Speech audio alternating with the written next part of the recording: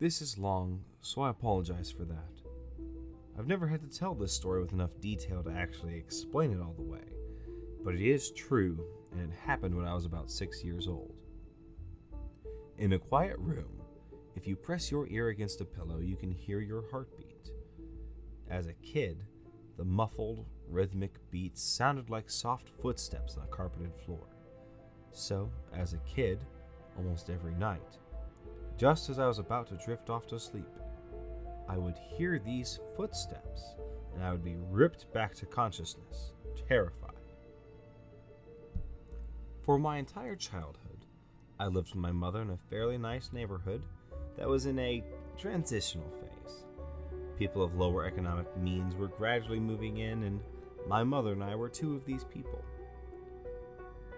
We lived in the kind of house you see being transported in two pieces on the interstate, but my mom took good care of it. There were a lot of woods surrounding the neighborhood that I would play in and explore during the day, but at night, as things often do to a kid, they took on a more sinister feeling. This, coupled with the fact that, due to the nature of our house, there was a fairly large crawl space underneath, filled my mind with imaginary monsters and inescapable scenarios which would consume my thoughts when I was awoken by the footsteps. I told my mom about the footsteps, and she said that I was just imagining things. I persisted enough that she blasted my ears with water from a turkey baster, just to placate me, since I thought that might help. And of course it didn't. Despite all the creepiness and footsteps, the only weird thing that ever happened was that every now and then I would wake up on the bottom bunk despite having gone to sleep on the top. But this wasn't really weird, since I'd sometimes get up to piss or get something to drink and could remember just going back to sleep on the bottom bunk. I'm an only child, so it didn't matter. This would happen once or twice a week, but waking up on the bottom bunk wasn't too terrifying. However, one night, I didn't wake up on the bottom bunk. I had heard the footsteps, but was too far gone to be woken by them.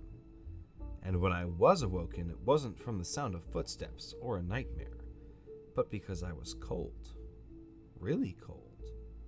When I opened my eyes, I saw stars. I was in the woods. I sat up immediately and tried to figure out what was going on. I thought I was dreaming, but that didn't seem right, though neither did me being in the woods. There was a deflated pool float right in front of me, one of those shaped like a shark. This only added to the surreal feeling, but after a while it seemed like I just wasn't going to wake up because I wasn't asleep. I stood up to orient myself, but I didn't recognize these woods.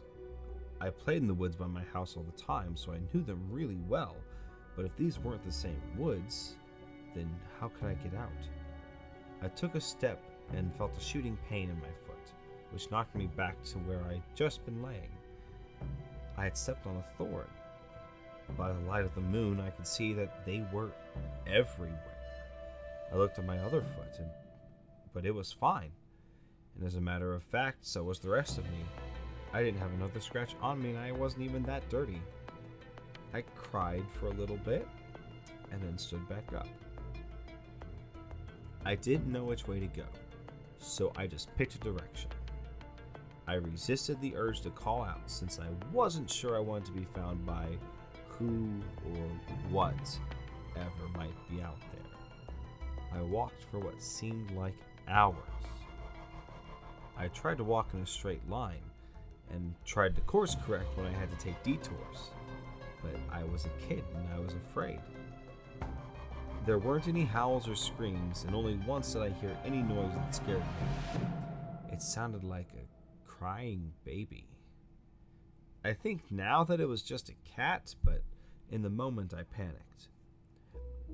I ran, veering in different directions to avoid big thicks of bushes and collapsed trees, and I was paying close attention to where I stepped because by that point my feet were in pretty bad shape. I paid too much attention to where I was stepping and not enough to where those steps were leading me.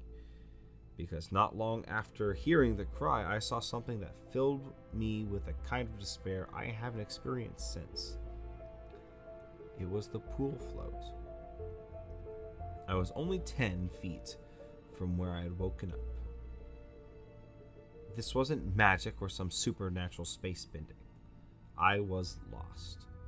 Up until that moment, I thought more about getting out of the woods than how I got in, but being back at the beginning caused my mind to swim. I wasn't even sure that these were my woods. I had only been hoping that they were. Had I run in a huge circle around that spot, or did I just get turned around and start making my way back? How was I going to get out? At the time, I thought the North Star was just the brightest star, so I looked, found the brightest star, and I followed it. Eventually, things started to look more familiar, and when I saw the ditch, a dirt ditch my friends and I would have dirt cloud wars in, I knew I had made it out. By that point, I was walking really slowly because my feet hurt so much, but I was so happy to be so close to home that I broke into a light jog. When I actually saw the roof of my house over a neighboring lower set home, I let out a light sob and ran even faster. I just wanted to be home. I had already decided that I wouldn't say anything because I had no idea what I could possibly say. I would get back in the house somehow, clean up, and get in bed. My heart sank as I rounded the corner and my house came fully into view. Every light in the house was on.